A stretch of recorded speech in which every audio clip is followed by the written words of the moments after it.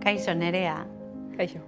nola salduko zenuke komunikazio ez bortitza zure hitzekin? Bueno, Marshall Rosenberg izan zen modelo hau sortu zuna, eta niretzako bizi filosofia bat edo bizi hizkuntza bat izango litzake, ezta? Lehentasuna harremanetan ahalik eta konexio handiena lortzea jartzeu, eta beraz ez du bilatzen pertsonak edo egoerak aldatzea, ez da emaitza konkretu bat sortzea edo lortzea ere, ezta? Ez da arrazoi aukitzea ere, beraz, zentzu honetan, ez da, gurasok uste egunerokotasunean hainbat eta hainbat egoeratan aurkitzen gehala bidegurutze baten. Guk pentsatzen deunean gure seme-alabak gauza bat egin beharko lukela eta ez duiten, lortu nahian, gure ustez egin beharko luken hori, bide bat hartzen dugu, garratxiekin, edo mehatxuekin, edo zigorrekin, ea, horrela lortzen dugunez. Eta komunikazioz bortitzak beste bide bat eskaini edo gonbidatzen digu hartzera, ezta? Egoera horietan, bai guri edo bai gure seme-alabei, gertatzen ari zaien hori argitzearen bidea. Honek, harremanak zaintzeaz aparte, gertatzen zaigun egoera hortan gauzak pistak atea eta egoera horiek kudeatzeko ere eraginkortasun handiagoekin kudeatu ditzazkegun konfiantza osoakat. Eta zertan desberdintzen da eredu hau? Niretzako oso erraminta boteretsua da. Batetik enpatiaren bitartez eta adirazi nahi dugun hori ere, epairik edo kritikai gabe, denon beharrak kontutan hartuko ditun irten bide edo estrategi horien bilakaeran, gatazka konpontzen lagundu gaitzakeena, ezta?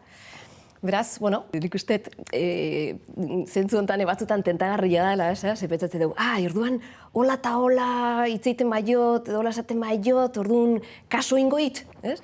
Eta, uste, gu nahi deguna lortzea gure seme-alabekin, eta hortarako formula edo metodo bezala erabiltzea, hori ere manipulazioa deituko niokeela, ez? Eta, sarritan ez, lasaitasuna eta kolaborazioa behar dut, hasiko zea jasotzen? Hitzak baina aratagoia, gure intentzionalidade bat komunikatzen nahi geha, ez? Orduan, lehenengo puntu bat esango nuke desberdintzen diguna modelo honek, gure intentzioa, behintzat jabetzea, ez da? Eta intentzio hortan da honean, neria eta berea ere inporta zait, eta pilak ere kontutan hartu nahi ditut, hortik hasi gaitezke ikusten zer esan nahi deten, edo nola entzun nahi deten, edo nola kudeatu nahi deten, ez? Desberdin. Sonako luke, behar bada esatea bera momentotan, oso nekatuta nago, lasaitasuna eta kolaborazioa behar dut, eta afaia prestatzen nahi nahi zen bitartean, jasoko zen ituzke, lurrean dauzkatzun gauza hauek? Zen nire intentzioan, hitza baina aratago, nik uste nondik konektatzen nahi zen transmitituko digula, ezta? Beraz, puntu bat hortan, esango nuke desberdintzen duela, eta beste bat, nahi behintzat asko laguntzen ditena ikusten da, Marshallek esaten zuen, jokaera guztien atzean behar batzuk asetu nahian gabiltzala, ezta? Beraz, jokaera horien atzean, bai helduak eta bai aurrak, nahiz eta modu tragikoan kudeatzen ibili, gure edo besteen gizatasuna ere topatzen lagundu gaitzake komunikazio ez bortitzak. Adibidez, gurasok askotan harrapo gaitezke ez, garrasika, batzutan nekatuta gaudelako, klaro, nekatuta, desesperatuta, edo, gainezka gaudelako, ez? Eta batzutan, noski bai ez, deskantsua behar dugu, edo harintasuna, edo geure burua zaintzea ere bai, ez? Beste batzutan berriz, garrasika gabiltzaz, guretzako aintzat, gure esanak ere aintzat hartzea nahi ditugu, ez? Eta gure seme-alabei balore edo hainbat baliabide erakutsi nahian gabiltza, eta gauzak ikustitxugun bezala, ez di joaz guri lasai gelditzeko moduan. Klaro, momentu hortan, ez da, behar bada ni ez nago bat ere, ez nago gustora, nola jarri naizen, edo zer esaneten, edo damutzen naiz, inkluso batzutan, ez? Baina kontutan hartu behar dugu gure garrasi edo haserre horiek, nolabait, abisu bat emata datozela, gure deskantsua edo nire buruare zaintzea, edo neurekin ere konfiantza gehiago eukin edetela nire irizpidetan, eta hor badaukau maniobrako margen gehiago gauza desberdinak egiten jarri naitekena horren alde, ezta?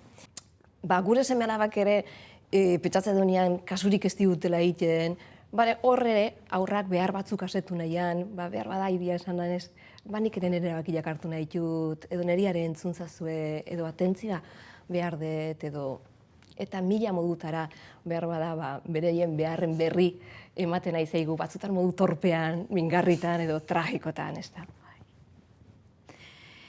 Eta komunikazio bortitza zure lan tresna nagusia da. Baina komunikazio eredu honek gatazka guztiak saihestuko dizkigula pentsatzen baldin badugu, oker nago, ez da? Bai, ni neu, urte asko pasa ditut gatazkarik ez nahi izaten, ebitatzen, edo gatazkak baldin manitxun, pentsatzen zerbait etzi joala ondo, ez? Gaur egun jakin badakit gatazkak erlazioen edo bizitzaren parte diela, eta gehiago gaina ikasten eta evoluzionatzen laguntzen gaituztela, ezta? Eta gure seme-alabekin izaten ditun hainbat eta hainbat egoerak nik uste estimulu paregabiak diela, ispilu gisa guk ere oraindikan ikasteko dauzkagun gauzak ikasteko. Zesarretan gure seme-alabei egia ezaten ez jo, edo ez minik egin, edo... Eta, bueno, gure ingurura behiratzen baldin badaio, segurazki geu aurkitu gaitezke gure harremanetan, guk ere min egin dezakegula, edo erantzun zakarrak ematen. Beraz, momentu politia izan laike galdetzeko norberak bere buruai, nire seme-alaba jotzen edo mintzen nahi baldin bada, eta ni? Eta ni nori hain naiz min egiten. Edo gure seme-alaba ez bada defendatzen nahi, blokeauta gelditzen nahi baldin bada, edo mina egiten ari baldin bazatzaie, galdetzeko nire buruai ere, eta ni? Eta ni nun ez nahi zai defendatzen, edo nun ez nahi zai esaten esan nahiko nukeena, edo nun ez naiz mugak jartzen nahi, jarri beharko nituzkenean.